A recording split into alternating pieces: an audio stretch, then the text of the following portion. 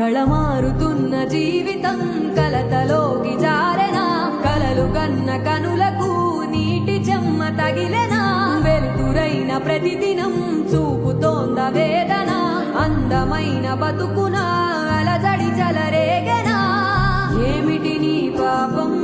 ఏమిటి నీ నేరం చీకటి ముసిరిందే చిటికల్లోనా తీరదు నీ శోకం మారదు